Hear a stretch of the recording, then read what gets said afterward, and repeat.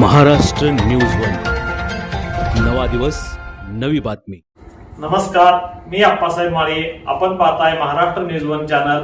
पाहूया आत्ताची महत्त्वाची घडामोड.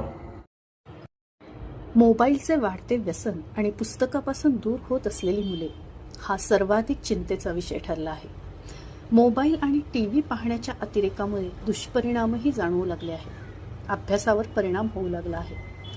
या पार्श्वभूमीवर सांगली जिल्ह्यातील कवठे महांकाळ तालुक्यातील अग्रण धुळगाव येथे अभ्यासाचा भोंगा हा उपक्रम अनोखा ठरत आहे. अभ्यासाचा भोंगा या उपक्रमांतर्गत पहाटे 5 ते 7 आणि सायंकाळी 7 ते 9 या कालावधीत गावातील शालेय व महाविद्यालयीन विद्यार्थ्यांना अभ्यासासाठी निश्चित वेळ दिली जाते. या वेळेत गावात सायरन वाजवण्यात येतो आणि सर्व घरामधील टीव्ही व मोबाईल बंद ठेवण्याचे पालन ग्रामस्थांकडून केले जाते. अग्रणी स्पर्धा परीक्षा मार्गदर्शन केंद्राच्या संकल्पनेतील अभ्यासाचा भोंगा हा उपक्रम राबवला जातो. उपक्रमामुळे विद्यार्थ्यांमध्ये अभ्यासाची नियमितता निर्माण होऊन शैक्षणिक गुणवत्तेत सकारात्मक बदल होण्यास मदत होत आहे.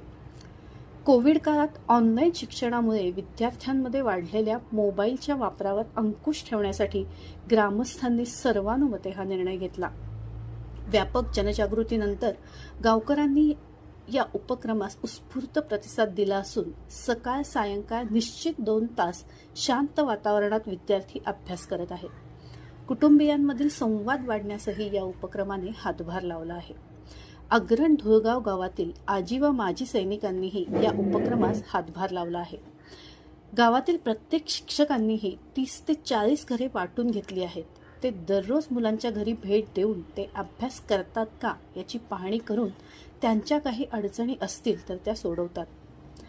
गेल्या 3 वर्षांपासून हा उपक्रम अग्रण धुळगाव इथं सुरू आहे.